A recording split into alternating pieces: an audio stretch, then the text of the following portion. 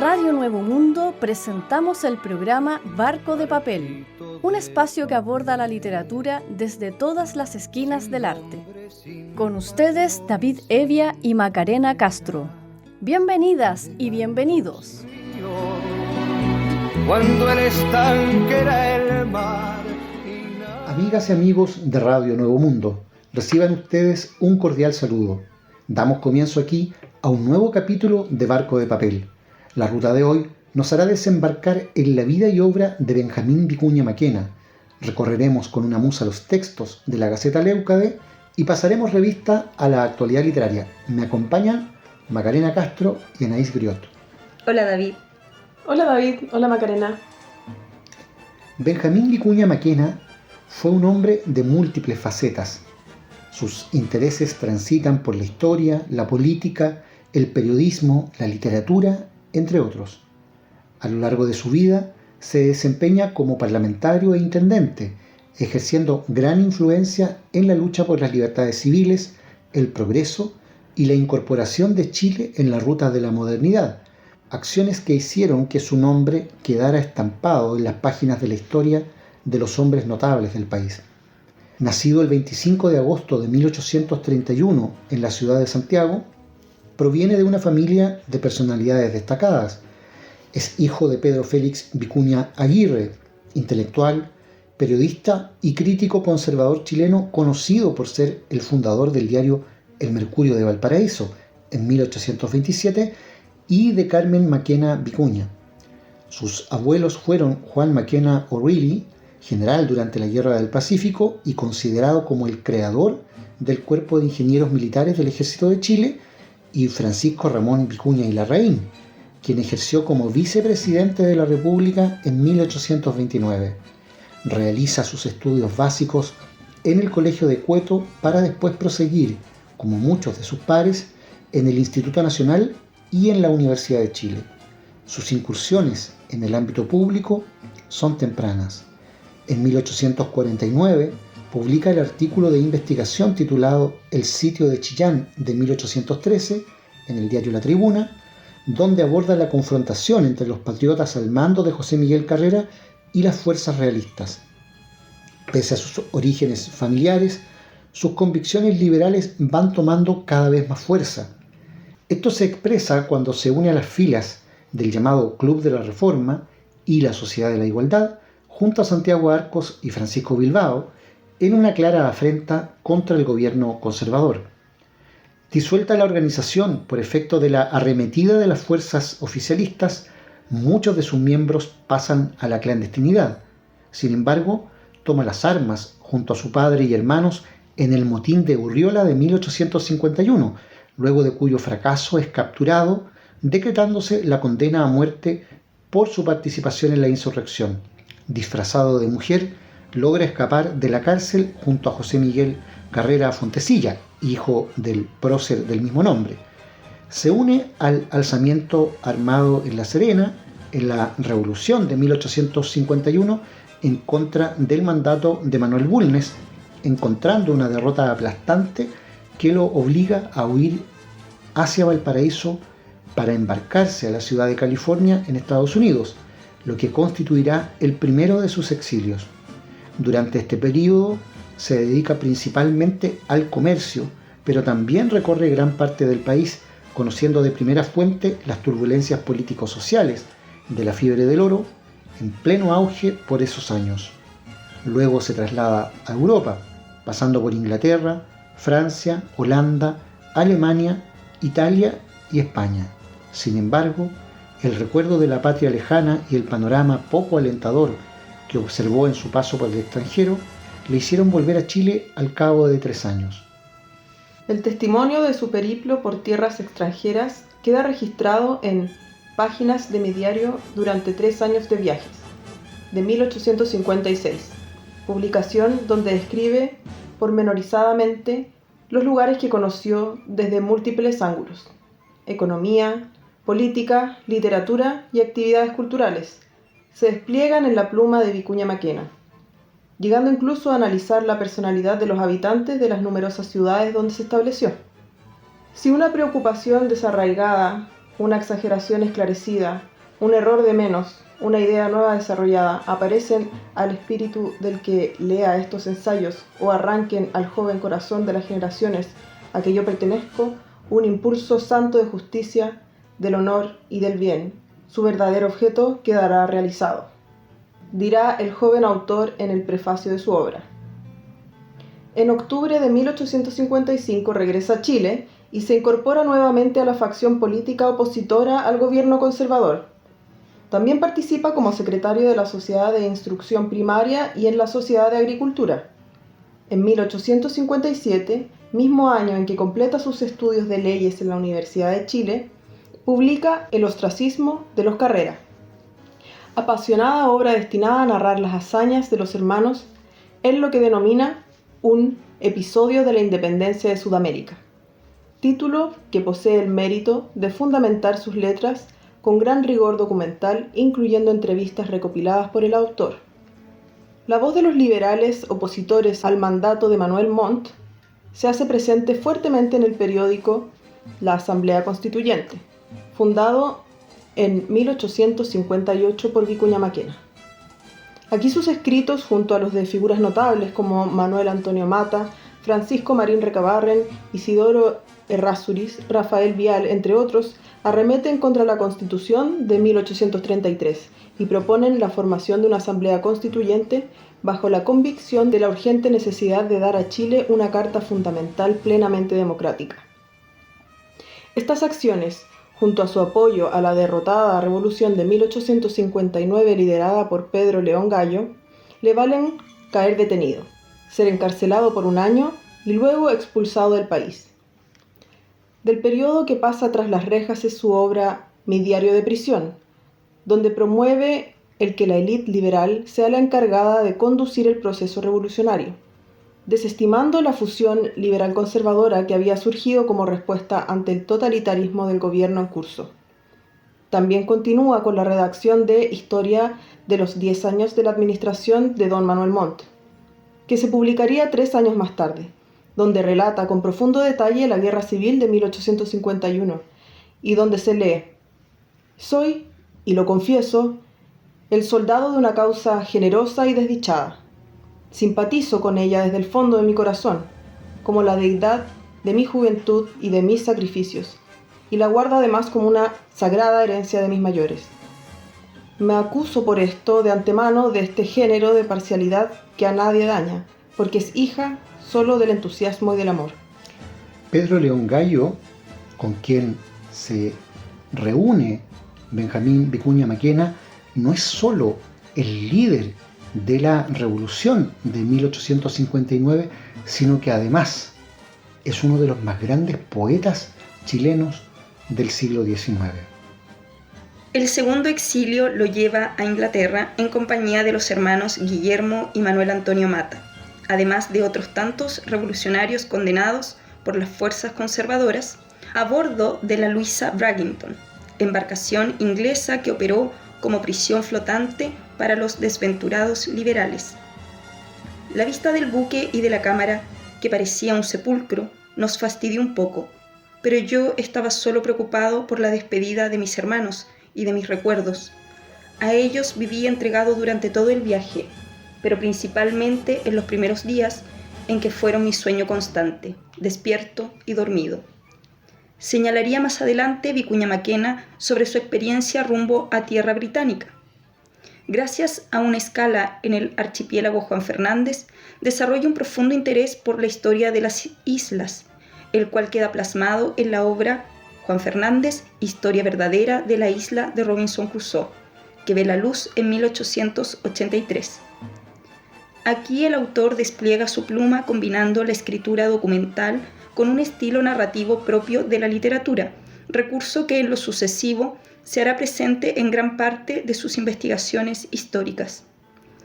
Durante el periodo en el que reside en Europa, que abarca un lapso de 3 años, el intelectual pone prácticamente todos sus esfuerzos en la investigación.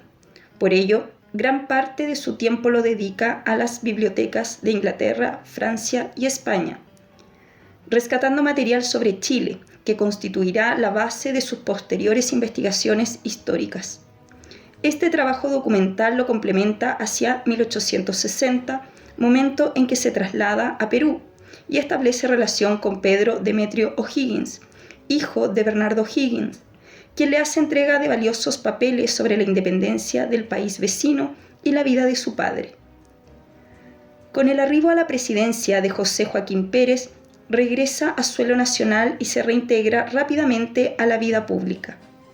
En 1862 es nombrado miembro de la Facultad de Humanidades de la Universidad de Chile y da inicio a su carrera como periodista en la redacción de El Mercurio de Valparaíso, continuando su labor de publicación de textos de carácter histórico, pero donde puede apreciarse con claridad su punto de vista liberal.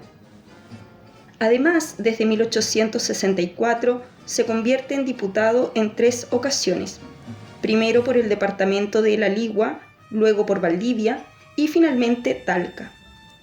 Durante este tiempo integra las comisiones de Gobierno, Relaciones Exteriores y Educación y Beneficencia. Por otro lado, con encendidos discursos, declara sus ideas anticlericales y se erige como defensor del americanismo. Durante sus aproximadamente 20 años en el Parlamento, trabajó en materias como educación, relaciones exteriores, agricultura y obras públicas, cosechando un amplio reconocimiento político, pero también tenaces detractores. Dedica gran atención a la inmigración, la ocupación de la Araucanía y la seguridad ciudadana. Vamos a la música, en Barco de Papel.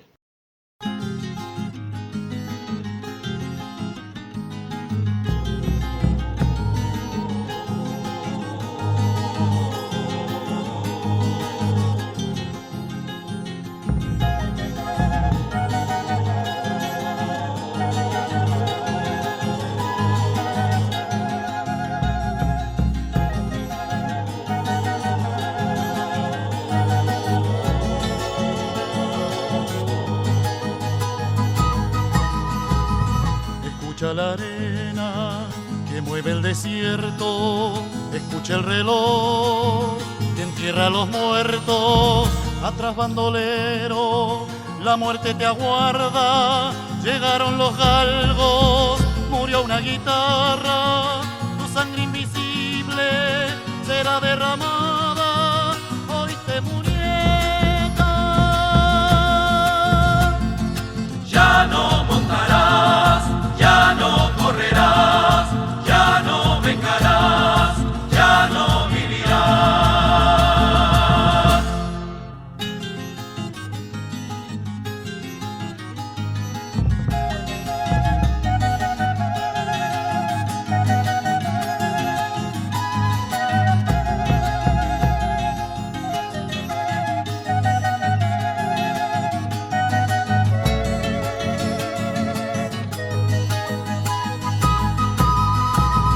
La tierra te advierte, se cumple el destino, los galgos te acechan, termina tu suerte, te siguen las huellas, no traigan la rosa, el llanto en la luna, la lluvia prepara, se acerca la muerte, te aguarda la fosa, Julieta detente.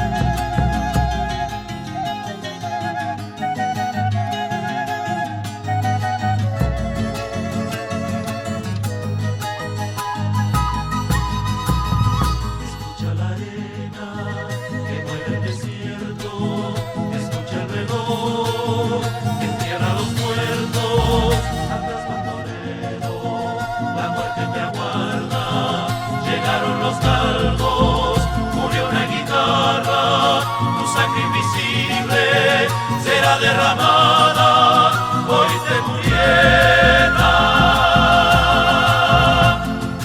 Ya no montarás, ya no correrás, ya no vengarás, ya no vivirás.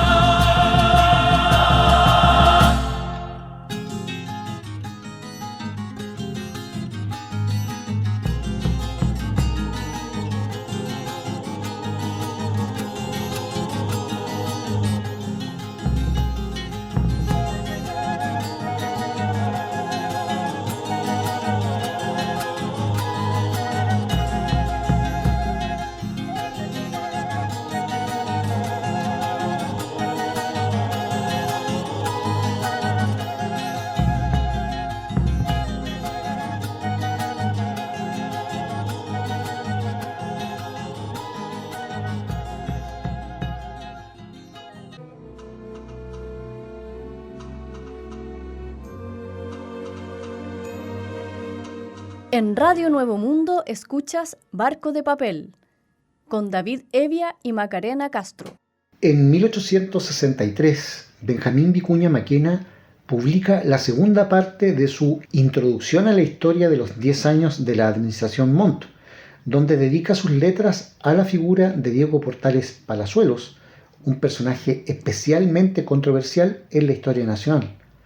Aquí, notablemente influido por sus ideas políticas liberales, el autor realiza un profundo recorrido por la vida del conservador, elogiando con desbordante entusiasmo su devoción hacia la República y, desde su perspectiva, su arduo culto de la verdad, en un país que siempre rindió, dura confesión, el más extraño acatamiento a la vil hipocresía. ¿Fue Portales pelucón? ¿Fue pipiolo?, se pregunta Vicuña Maquena sentenciando. Don Diego Portales, es verdad, tuvo por aliado el bando histórico de los pelucones, pero nunca fue su caudillo. Los partidos continuarán todavía largos e ingratos años disputando sobre la mortaja o el bronce que ha reproducido las facciones de la víctima del varón, su grandeza o sus errores.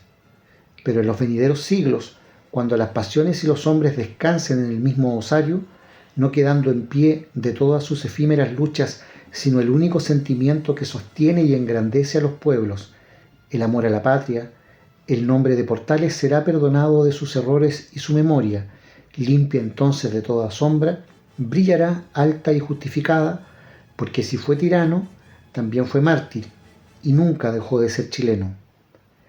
Y es que el liberal reconoce en la polémica figura las características de un verdadero republicano, el cual habría puesto todos sus empeños en el asentamiento de las bases institucionales y administrativas del país, dotándolo de una estabilidad que no había conocido precedentes desde su fundación, pese a que el llamado orden portaliano, expresado de manera ejemplar en la Constitución de 1833, además de acometer una despiadada persecución hacia los opositores, contenía una fuerte orientación hacia la facilitación de los movimientos económicos de la élite por sobre el ideal de la patria. Por otro lado, las tensiones entre las naciones del sur y los colonos españoles llegaron en 1865 al conflicto bélico, la llamada Guerra Hispano-Sudamericana, que congregó a Chile, Perú, Ecuador y Bolivia, despierta en Vicuña Maquena sus declaradas convicciones americanistas. En este contexto, es enviado en misión diplomática secreta por parte del gobierno de José Joaquín Pérez a Estados Unidos, donde lleva a cabo un intenso activismo a favor de la independencia de las jóvenes naciones del sur. Para eso, crea en Nueva York La Voz de América, que se constituye como un periódico político que sirviera no solo de paladín a la causa de Chile, sino de vehículo a todas las aspiraciones e intereses de nuestras repúblicas hermanas, sin exceptuar al entonces desgraciado y desvalido México, ni a las pequeñas repúblicas centroamericanas, según se lee en la obra 10 meses de misión a los Estados Unidos de Norteamérica como agente confidencial de Chile de 1867. Una tarea a la que estaba haciendo Vicuña Maquena muy semejante a la que pocas décadas antes le había correspondido también en Estados Unidos en calidad de diplomático secreto a José Miguel Carrera para reunir las armas de la emancipación. De regreso en Chile, ese mismo año contrae matrimonio con su prima, Victoria Subercaseaux, y es elegido como diputado por Valdivia. También es nombrado secretario general de la Exposición Agrícola. En 1870 realiza un viaje a Europa, donde continúa con sus labores de historiador, trayendo consigo 70 volúmenes de documentos del Archivo de Indias. En 1872 es nombrado intendente de la ciudad de Santiago por parte del presidente Federico Errázuriz Zañartu. Desde este cargo público, Vicuña Maquena se propone abordar la problemática urbana desde sus ideales de progreso y modernización, con la finalidad de levantar la París de América. Y es que desde su fundación la capital nacional seguía conservando a grandes rasgos su aspecto y distribución colonial, característica que se alejaba mucho del modelo de las metrópolis del mundo que el liberal había conocido en sus numerosos viajes, especialmente a Europa. Los pilares fundamentales del proyecto, del que se espera que sirva como modelo para el resto de las ciudades chilenas, dicen relación con el desarrollar toda la infraestructura para gobernar, producir y facilitar el comercio. En este sentido, la urbe debía contar con plazas y parques públicos, calles amplias que redujeran los tiempos de circulación, espacios limpios y libres, donde, además, pudiera controlarse eficazmente el movimiento de la población. De este impulso modernizador son el paseo del Cerro Santa Lucía, la canalización del río Mapocho, la extensión de la red de aguas y alumbrado público y el denominado Camino de Cintura, que establecía los límites urbanos separando la capital de los arrabales.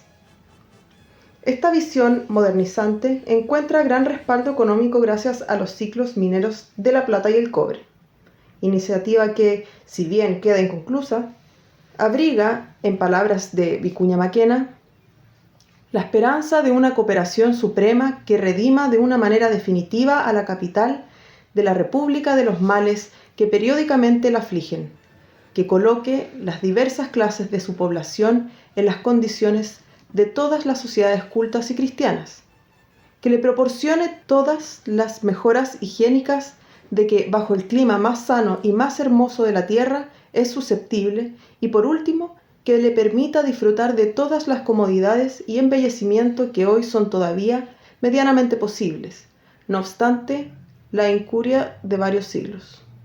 La visión del inspirado intendente permitió que, en lo sucesivo, los ingresos empresariales y fiscales producto del desarrollo de la industria del salitre, la agricultura y la minería del carbón pudieran continuar con la transición reformadora de la ciudad.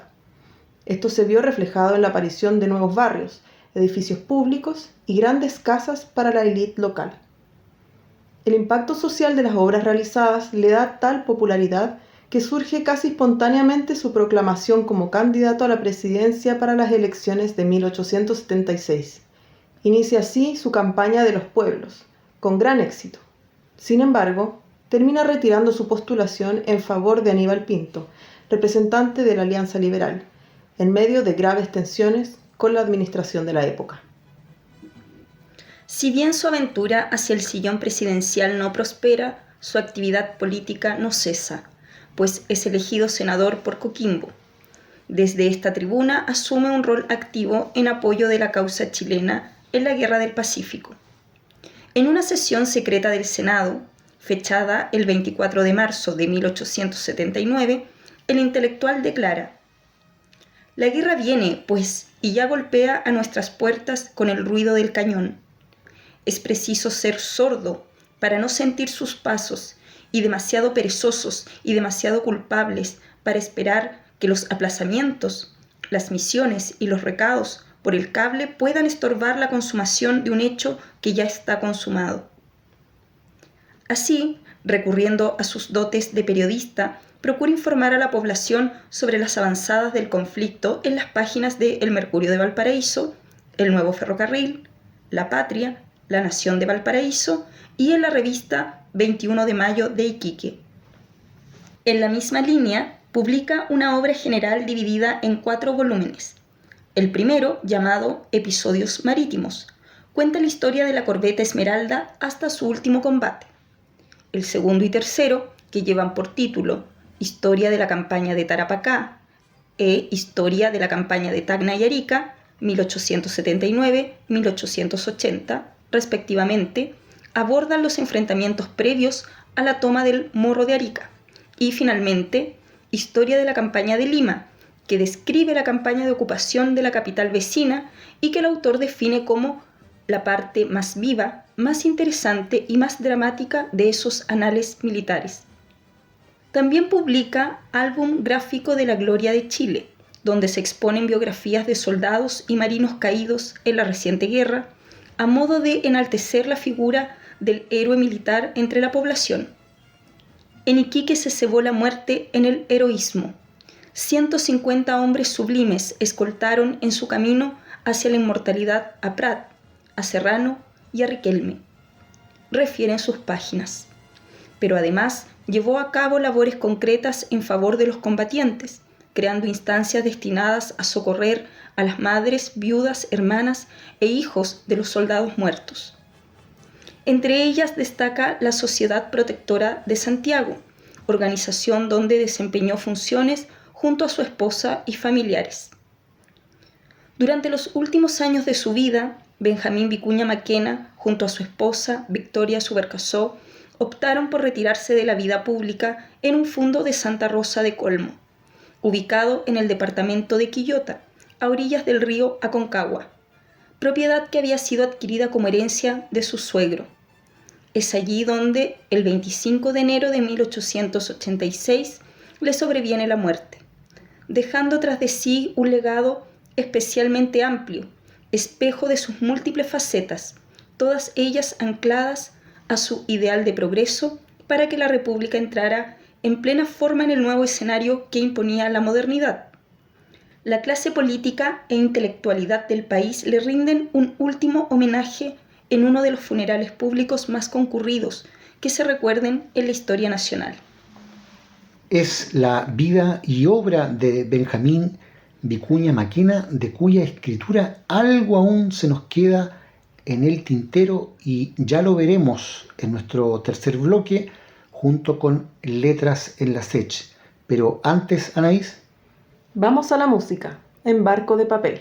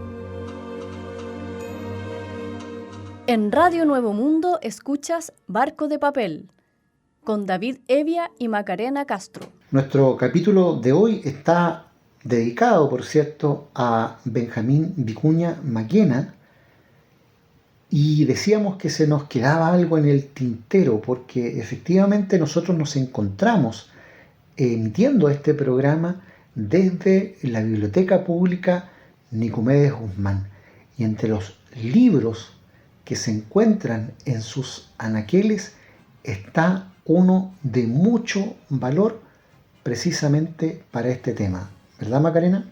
Así es, David. Los Lisperger y la Quintrala. Es una de las obras ensayísticas donde aflora con mayor potencia la pluma lúdica de Benjamín Vicuña Maquena en la esfera de reconstruir el camino que va entre la historia y la leyenda. Compartamos entonces, Macarena, parte de la introducción que el propio Benjamín Vicuña Maquena hace a este libro. Entre las tradiciones y leyendas de pasados siglos que ha conservado indelebles la memoria de las generaciones, existe una, sombría, terrible, espantosa todavía y digna por lo mismo de ser investigada y de ser dada a luz. Esa tradición es la de la siniestra Quintrala, la azotadora de esclavos, la envenenadora de su padre y la opulenta y responsable Mesalina, cuyos amantes pasaban del lecho de lascivia a sótanos de muerte, la que volvió la espalda e hizo enclavar los ojos al señor de Mayo, la Lucrecia Borgia y la Margarita de Borgoña de la era colonial, en una palabra. Esa tradición existe viva, aterrante, manando sangre todavía, pero no se sabe más que lo que esa tradición ha conservado en su nebulosa memoria. Azotes, voluptuosidades sangrientas, sacrilegios, orgullo, impunidad y por último la imagen de aquella rea del infierno suspendida a su puerta por un cabello, que es el resumen popular de la leyenda de la Quintrala, tal cual se contaba hace 30 años en la cuna temblorosa de los niños. Eso es todo.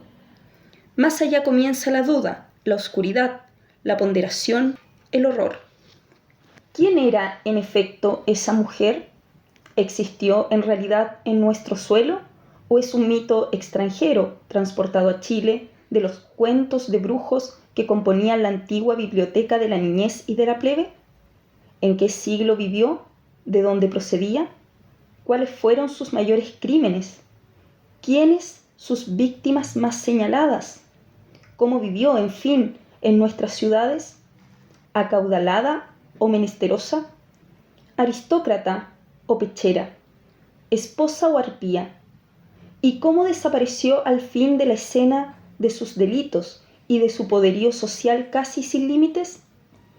He aquí lo que parecería hoy imposible desenterrar de la bóveda de las tumbas, del fondo de carcomidos protocolos, de las arcas, en fin, en que las patricias familias de Santiago suelen guardar, junto con sus tesoros, los documentos preciosos con que será dable reconstruir alguna vez la vida social de nuestro pueblo. Pero nada está reservado bajo del sol a la buena voluntad y a la labor, y por esto queremos presentar hoy una investigación no solo completa, sino documentada de la vida, hechos, crímenes y costumbres de la famosa doña Catalina de los Ríos y Lisperger, una de las más encumbradas damas de la aristocracia de Santiago en el siglo XVII, y cuyo parentesco, cercano o remoto, no podría hoy repudiar ninguna casa solariega del Mapocho, sin incurrir en la terrible sentencia que sobre el particular lanzó el más famoso de nuestros genealogistas cuando dijo: en Santiago el que no es Lisperger es mulato. No queremos hacer cuenta abultada del trabajo que esta empresa ha podido costarnos. Bastará decir que ni uno solo de los cronistas e historiadores, tanto antiguos como modernos, ha mencionado siquiera el nombre de esta mujer, que desde hoy pasará a ocupar un sitio preferente entre los más notorios y abominables delincuentes de cualquier país del mundo, pero cuyas riquezas y levantada alcurnia han parecido hasta aquí suficiente amparo para su memoria en esta tierra olvidadiza y sin escuela social, de los quién sabe de las indulgencias sencillas o plenarias y de los cobardes pero seculares egoísmos que se llaman todavía compromisos. Acostumbrados nosotros a afrontar las pasiones y las iras de los vivos, ¿no nos ha parecido empresa de romanos penetrar en los sótanos, en que bajo la mortaja de San Agustín duermen todavía, en la iglesia que fundaron, aquellos memorables Lisperger, abolengos forzosos de esta gran ciudad de sangre azul, amortajada en su orgullo, pero no en su virtud? Es el comienzo del libro Los Lisperger y la Quintrala, escrito bellamente por lo demás por Benjamín Vicuña Maquena. Vamos a la música, en Barco de Papel.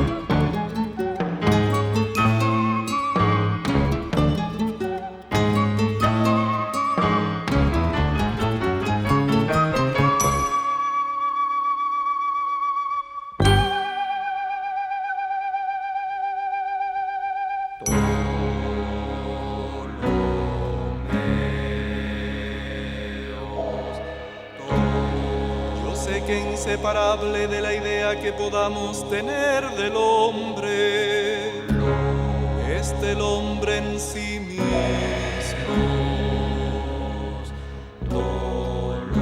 que a veces sufre el concepto al ser confrontados con su concreta modalidad de lo visible.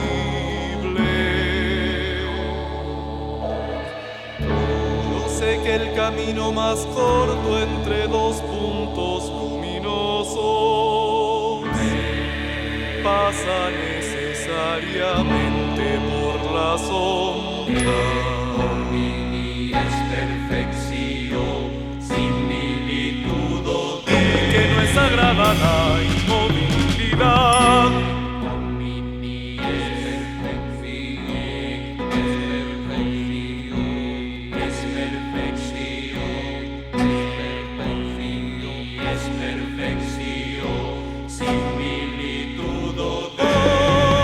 la creación es un acto y el acto es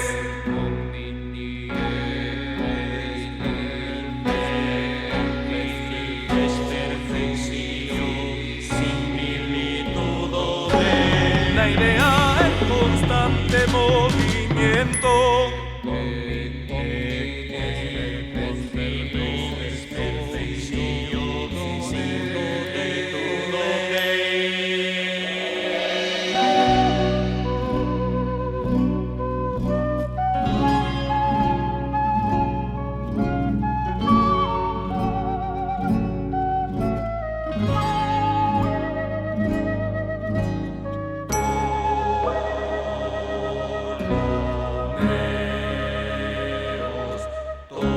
La tierra fue concebida imagen y semejanza del pensamiento de Dios.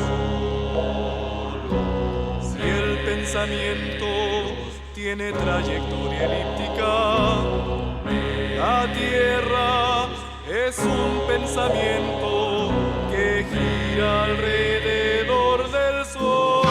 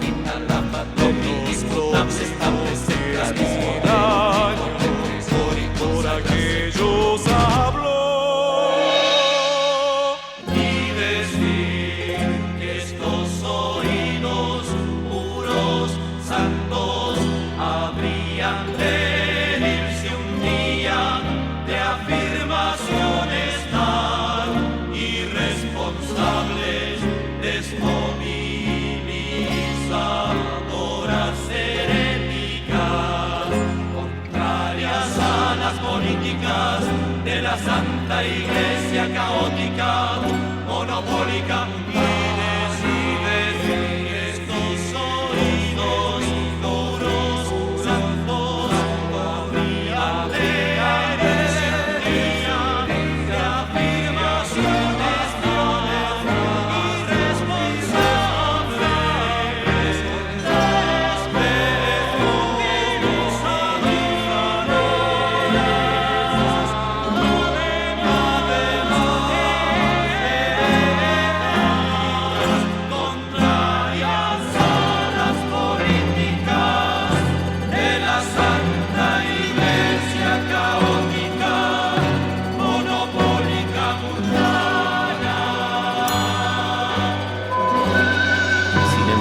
se mueve, porque en ese sin embargo se resume toda la cuestión, a pesar del silencio impuesto verticalmente.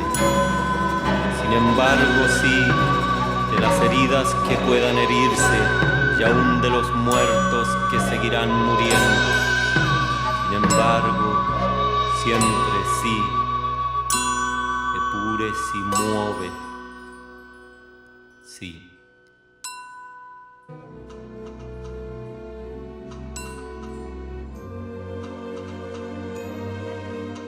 En Radio Nuevo Mundo escuchas Barco de Papel, con David Evia y Macarena Castro. En nuestro bloque de Letras en la SECH abordamos la literatura en marcha de algunos de nuestros escritores nacionales. En este caso, Isabel Gómez.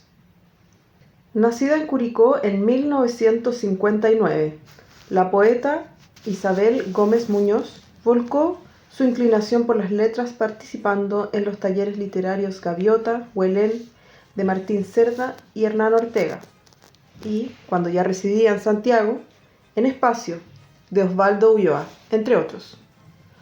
Cursó estudios de pedagogía y licenciatura en educación en la Universidad de Los Lagos, donde realizó una maestría. Ha sido bibliotecaria del Colegio York, vicepresidenta de la Sociedad de Escritores de Chile en 2 periodos y actualmente ejerce la presidencia de dicha organización. Ganadora del Premio Pablo Neruda en 1997, ha publicado los libros Un crudo paseo por la sonrisa, de 1986, Pubisterio, de 1990, Versos de escalera, en 1994, Perfil de muros, de 1998, Boca pálida, del 2003, Dasein, de 2006, Enemiga de mí, del 2014, y Los días que no escribí, de 2020. Escuchemos entonces los versos de Isabel Gómez en su propia voz. Un saludo a los auditores y conductores del programa Barco de Papel. De mi libro Los días que no escribí, voy a leer 3 poemas. Salgo a buscar los días que no escribí. Se quedaron acá en este orificio de mi voz. Es la costumbre de pensarnos bajo la escritura donde se ordenan nuestros pasos como si nada importara. Aquí las sombras ya no se llaman sombras, apenas son letargos de pequeños vestigios que se ocultan antes que el día los devuelva, convertidos en cuerpos bucólicos, demasiado cansados para escribir este poema en otros pueblos.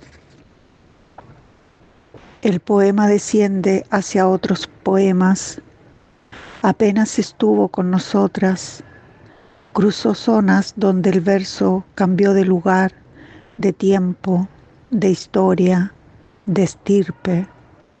La lectura del cuerpo me abandona, se borra la mano que escribe, se distancia, sin embargo oculta su rostro en ciudades donde la vida se piensa a sí misma y vuelve a escribirse. Aquí las piedras abren un surco entre la letra y la tierra. El agua dibuja signos en miniatura. apenas perceptibles a estos cuerpos extraños que rompen mi leyenda una y otra vez. Ahora vienen las palabras a enterrar sus muertos, el texto que recogemos en el destierro de estas páginas. Pronto volverá el enemigo, borrará el poema que escribí tantas veces, decidirá por mí cuando me haya marchado y cambiará esta historia por otras lejanías, otros ciclos, otros dominios del llanto y sus raíces. Afuera nada retorna, nada nos traen las palabras. Suelo caminar por zonas donde los cuerpos se apartan de su destino, como tantas cosas que no aprendieron a sobrevivir. Ahora que vuelven a colonizarnos los mismos reinos que han borrado mis manos tantas veces. En estos días pareciera que nada quisiera quedarse. Solo persiste la demencia de estas cruces, a la sombra de un río que se adentra por los huesos. Cada vez que te vas en otros signos, otras formas de olvidar. Los nombres que dejamos en nuestra casa ya no están. ¿Dónde está mi poema? ¿Hacia qué extraña luz ha transitado? Era la poesía de Isabel Gómez en nuestro espacio Letras en la Sech. Despedimos esta nueva emisión de Barco de Papel, producido por el equipo editorial de la Gaceta Leucade. En la edición, Cristian Castro, y en los micrófonos, Macarena Castro, Anaís Griot y David Evia. Nuestra ruta volverá a estar al aire la próxima semana. Muchas gracias y hasta entonces. Hasta pronto. Adiós. En Radio Nuevo Mundo finaliza el programa Barco de Papel, un espacio que aborda la literatura desde todas las esquinas del arte. Nos encontramos en una nueva edición. Hasta pronto. Cuando el canal era un río